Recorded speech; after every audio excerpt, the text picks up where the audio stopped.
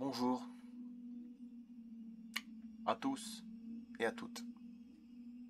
Il marche parmi nous le plan extraterrestre pour contrôler l'humanité de David Jacobs, que vous pouvez retrouver de toute façon sur Amazon. C'est pas compliqué, il marche parmi nous. David Jacobs. Voilà, pour ceux qui vous posent des questions. Vous allez sur Amazon, de toute façon Amazon vous avez pratiquement tout. Et je vais vous lire un passage très intéressant. La procédure d'abduction, au moment où il y a des enlèvements extraterrestres. Alors autant attaquer tout de suite. La procédure d'abduction. Les abductions sont des constituants décisifs du programme extraterrestre et ils obéissent à leur propre modus operandi. Avant de procéder aux abductions, les extraterrestres désarment neurologiquement les humains à distance de sorte qu'ils ne puissent résister aux épisodes qui vont suivre.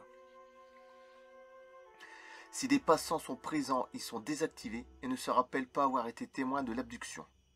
Les gens sont enlevés au moment où leur absence se fera le moins sentir ou sera peu remarquée. Quand ils sont endormis au milieu de la nuit, quand ils circulent en voiture dans des zones isolées ou quand ils sont seuls. Dès le début d'un épisode d'abduction, les abductés sont entièrement sous l'emprise mentale des extraterrestres. Ils ne peuvent courir, ni lutter, crier ou tenter de s'enfuir. Cette emprise dure jusqu'au moment où ils sont restitués à leur environnement. Et dès ce moment, ils oublient immédiatement les expériences qu'ils viennent de vivre. Une source de lumière émise par un vaisseau en attente transporte les abductés à l'état passif à travers des fenêtres, des portes closes ou à travers des toitures jusqu'à l'intérieur du vaisseau. Ils sont rendus invisibles pendant ces transferts. Quelquefois, les extraterrestres commettent une erreur et ne parviennent pas à désactiver les passants, lesquels assistent alors à l'épisode même si ce type d'incident est exceptionnel. Les activités à bord du vaisseau sont hautement structurées et les abductés traités sur un mode quasi industriel. Les extraterrestres passent beaucoup de temps dans les abductions typiques à effectuer des procédures sur table d'examen, dans lesquelles les abductés sont soumis à une série d'opérations physiques, mentales et à des manipulations liées à la reproduction. Alors qu'ils sont étendus sur les tables d'examen, cela commence par un examen physiologique, dont je suis venu à croire du fait de ces analogies avec nos propres examens neurologiques qu'il s'agit d'une inspection du système nerveux de l'abducté. Dans cet examen, les extraterrestres inspectent les fonctions biologiques, en particulier les systèmes nerveux central et périphériques. Par exemple, dans un des types d'examen neurologiques, il glisse le pouce et un doigt sur le côté d'une vertèbre et parcourt l'épine dorsale du dos, du haut en bas. Il existe une sorte d'énergie ou de mécanisme qui leur permet de comprendre par l'extrémité de leurs doigts ce qui se passe sous la peau humaine.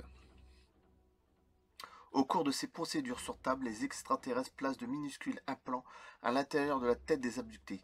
Le plus souvent, les implants sont insérés par la cavité nasale supérieure à proximité de la glande pituitaire, à travers un canal lacrymal jusqu'à la cavité du sinus, ou à travers un tapant au voisinage ou à l'intérieur du cerveau. De plus, on trouve également des implants à d'autres endroits dans les corps des abductés. Les fonctions de ces implants sont inconnues. Au cours de ces procédures sur la table d'examen, les extraterrestres utilisent fréquemment des instruments afin d'inspecter le corps des abductés. Ils fixent des casques sur leur tête et placent quelquefois les abductés dans des compartiments à taille humaine. À d'autres moments, ils font passer des machines au-dessus du corps des abductés. Nous ne savons rien de la fonction de tel équipement.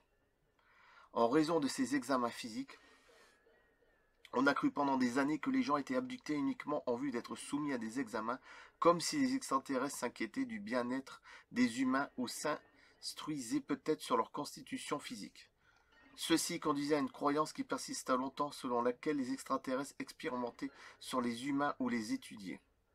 Toutefois, cette partie de l'abduction est la seule qui peut s'appuyer sur une telle hypothèse. Le reste de la procédure, à commencer par les procédures reproductives, montre que les extraterrestres ont un agenda et mettent en œuvre un programme et qu'ils ne se contentent pas d'expérimenter ou d'étudier. Dans la seconde partie des examens sur table, les extraterrestres pratiquent l'emprise neurale sur les abductés. Ils visualisent ce qu'ont fait les abductés depuis le dernier épisode d'abduction. Il arrive que les abductés rapportent qu'un Tile-Grey, un grand gris, ou un insectalin, C'est livré à une opération physique sur leur cerveau. Ils éprouvent quelquefois des sensations dans leur corps alors que les extraterrestres visitent tel ou tel site neuronal. Ils distinguent des images fugitives d'objets ou d'épisodes tandis que les extraterrestres balayent leur cerveau. Les motifs de ces procédures demeurent également inconnus. Dans les procédures liées à la reproduction, les extraterrestres prélèvent du sperme et des ovules qui seront utilisés dans les opérations d'hybridation afin de prélever des ovules sur des femmes et recourent fréquemment à l'emprise neurale pour stimuler l'orgasme, qui se hâtent de collecter l'ovule, ce qui laisse penser que dans une certaine mesure, la réponse sexuelle facilite la procédure. Des femmes signalent également des instruments insérés dans le vagin pour accéder aux ovules sans application neurale, ainsi que de longues aiguilles introduites dans leur nombril, probablement afin de retirer des follicules de leur ovaire ou un ovule de leur trompe de Fallope. Le sperme est prélevé sur les hommes au moyen d'instruments et ou avec le concours d'autres abductés. Quelquefois, des hommes et des femmes sont conduits à des abductés de l'autre sexe et contraints à un rapport sexuel. Au moment ultime, le partenaire est retiré et les hommes éjaculent dans un récipient présenté par un extraterrestre. Les abductés sont souvent embarrassés quand il s'agit d'évoquer ces procédures. Les ovules sont ensuite fertilisés in vitro à l'aide de sperme, et à la zygote générée et modifiée pour créer un hybride. Les extraterrestres implantent l'embryon altéré au cours d'un nouvel épisode d'abduction. Entre 9 et 11 semaines après l'implantation, au moment où la grossesse devient visible, les extraterrestres retirent le fœtus et le placent dans un bac de gestation rempli de nutriments liquides. Ils finissent par retirer des réservoirs les bébés parfaitement formés, c'est-à-dire les hybrides. Les abductés et les hybrides coopèrent alors pour élever la progéniture hybride. On exige des abductés qu'ils interagissent avec ces créatures depuis l'enfance jusqu'à l'âge adulte. Ils portent dans leurs bras et nourrissent les bébés hybrides. Ils jouent avec les petits, échangent avec les adolescents et instruisent les hybrides sur la vie sur Terre. Les extraterrestres déclarent à ces abductés qu'ils sont des personnes spéciales et qu'ils sont privilégiés de prendre part à un programme d'une telle importance. Les extraterrestres pratiquent encore des procédures mentales dirigées, dans lesquelles les abductés perçoivent des images sur des dispositifs de type écran, et les extraterrestres leur font alors visualiser mentalement des scènes complètes comme si elles étaient réelles. Ils leur présentent également des mises en scène spéciales dans lesquelles les abductés regardent des extraterrestres et pensent que ce sont des humains. Au moment où prennent fin les opérations sur table et les procédures mentales, les abductés sont conduits parfois dans des salles spéciales pour qu'ils interagissent avec des bébés hybrides, des tout-petits, des enfants et des adolescents hybrides. Ils peuvent également avoir d'autres tâches à accomplir qui seront détaillées dans un chapitre ultérieur. Bon là, je ne vais pas le lire.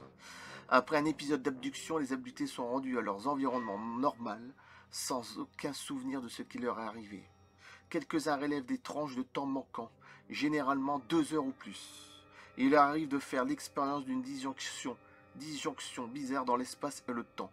Par exemple, ils se retrouvent en train de circuler sur la même route au même moment, au même endroit, mais remarquent à leur grand étonnement que 2 heures se sont écoulées.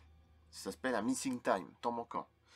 Du fait de ce blocage mémoriel, les chercheurs ne trouvent qu'un nombre infini d'abductés capables de relier leurs expériences atypiques au programme d'abduction. Et c'était, je coupe là,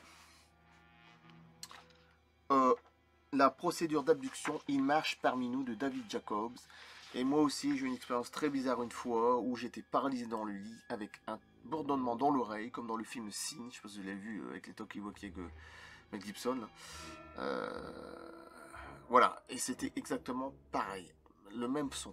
Et j'étais paralysé dans le lit. C'est pas la paralysie du sommeil, parce que 2 jours après, ma mère, elle est en train de lire, elle a eu le même bourdonnement dans l'oreille, quelque chose de vraiment très étrange. Allez savoir si j'ai reçu un implant, je n'en sais rien. Ma mère, je n'en sais rien. Mais je vous parle de ça, c'était une histoire il y a 15 ans. Voilà. Au moins, je vais raconter un petit peu mon expérience. Donc je coupe là la procédure d'abduction.